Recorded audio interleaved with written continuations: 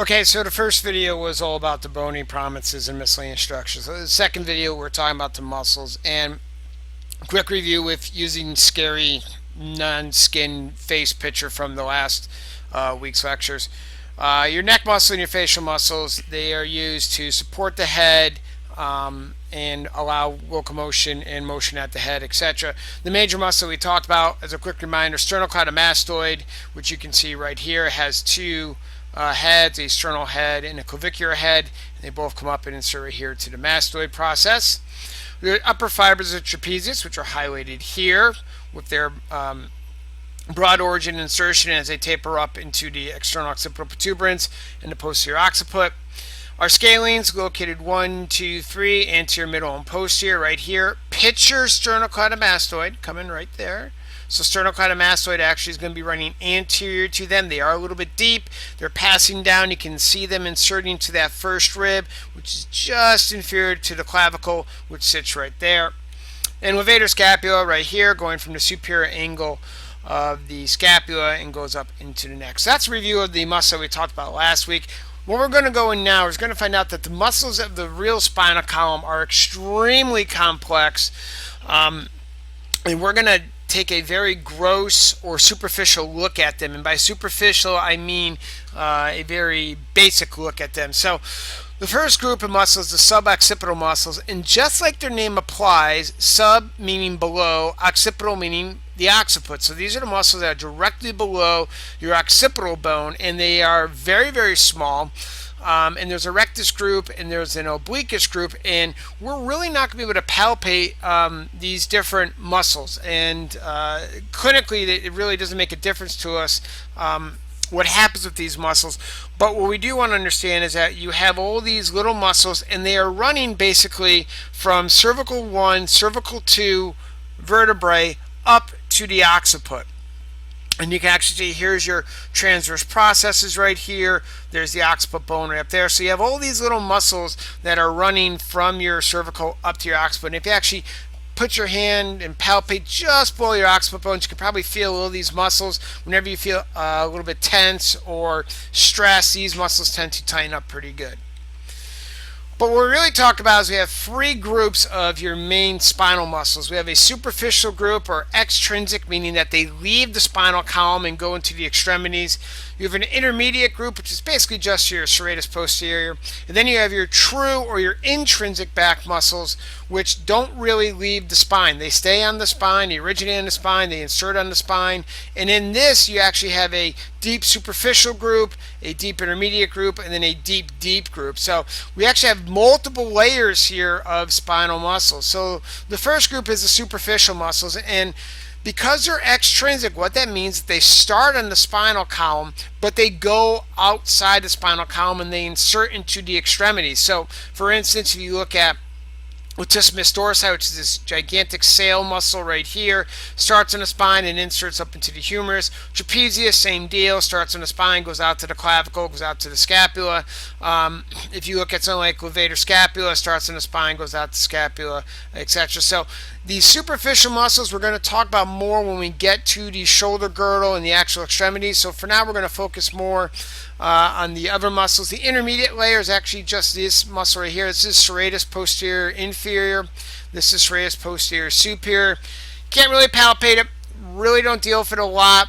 You don't ever see a person coming in for serratus posterior strain or anything like that. So clinically, doesn't have a ton of significance for the healthcare world. What we do have a lot of significance for are the deep or the intrinsic or the true muscles. Okay, so when you talk about your true back musculature, we're talking about these. You actually have your superficial muscles, which are your capitis and your cervicis splenius, and follow what we're talking about here. The name of the muscle is basically the splenius muscle, and then it has regions. So the capitis, Latin capitis being Latin for skull, and the cervicis. So this muscle has a skull level and a cervical level. When you go down to this muscle called the erector spinae group, it has a lumbar, a thoracic, and a cervic level. This has a thoracic, a cervical, and a skull level, etc. So as you kind of look at these muscles, it can get a little confusing, but if you just break down the name of the muscle to its Latin root, it makes a lot more sense. So our first superficial intrinsic muscle is the splenius. Our next deepest layer is called the erector spinae. This is probably the layer that we are going to deal with the most. And then below, or the deeper level, is the transverse spinal group, which has your semispinalis, your multifidi, your rotaries. And again, these muscles we probably don't deal with a lot. Multifidi maybe a little bit, but we're going to focus mostly on the intermediate group. So when you look at the deep intermediate group, or erector spinae, it's actually made up of 3 muscles. So again, this is our deep intermediate group, and they sit right here, basically right in the middle of your spinal column. Now you have the iliocostalis level, and the name of it, again, breaking it down, anatomists are lazy, so it's exactly what it says. It goes from the ilium, being right here, which is your iliac, up to your costalis, which are your ribs. So it's the most lateral of the erector spinae, and it sits right here. Your longissimus basically runs from this big white thoracolumbar fascia, which is this dense connective tissue, runs straight vertical and inserts into a whole bunch of different insertions into the ribs also. And then your spinalis, like the name implies, is right next to your spine. Now these muscles, when you do your muscle worksheet, you're going to notice that they have multiple insertions at various levels, etc. For our purposes, even though you have to complete that for your muscle worksheets and your pre-labs, we're going to palpate this whole thing basically as a group, because we're not going to be able to really feel the individual insertions. Okay, this is not like the biceps brachii that has a very distinct origin insertion. And remember, this is a deep group of muscles, so you still have Vader scapula, you have trapezius, you have latissimus dorsi on top of all of these, so to actually palpate them through those muscles is a little bit more difficult. Their common origin is this broad tendon called the thoracolumbar fascia. It's diamond shaped, so if you can picture, it comes right here and here, and then there's another one on the opposite side, which actually forms a diamond. This is a very, very dense, thick connective tissue. Matter of fact, if you try to take a scalpel and cut through this, you'd probably dull out your scalpel before you actually did any damage to this. So it's a very, very dense, common origin. All these muscles together, they are the chief extensor of your vertebral column. They are very strong. They are very dense and thick, and they actually work very, very well. Now, quick little sort of a clinical experience. When you look at your musculature, because these muscles are so thick and so strong, it's actually very, very difficult to truly strain these muscles. It just doesn't happen that often, and we'll talk about this a little bit in class, but the bottom line is that these muscles are very, very strong. They're used to getting moved. They're postural muscles, so the ability to actually strain and injure these actually does not happen as often as you think they do.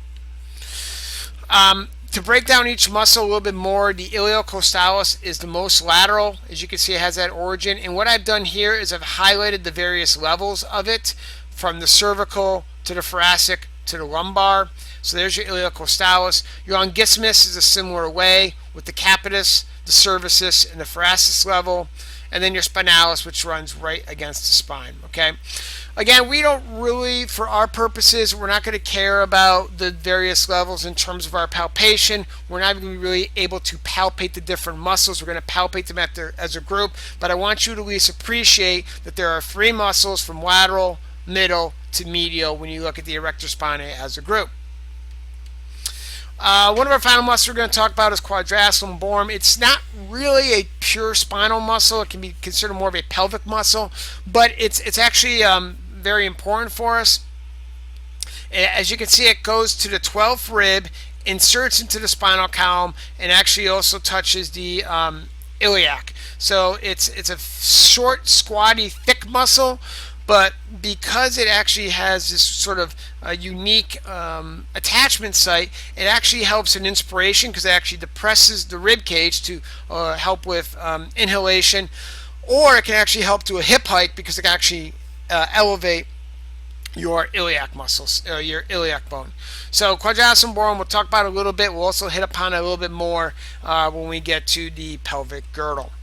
All right, so those are basically the muscles that we're going to be dealing with. There's not a lot of them. We're going to spend most of our time on Friday trying to palpate the bones and the bony structures, because once you understand and can feel comfortable with the bones, finding a muscle is simply connecting the dots from A to B. So if you are going to study some, make sure you study up on your bony anatomy, and then we'll hit the ground running on Friday. So I'll see you then.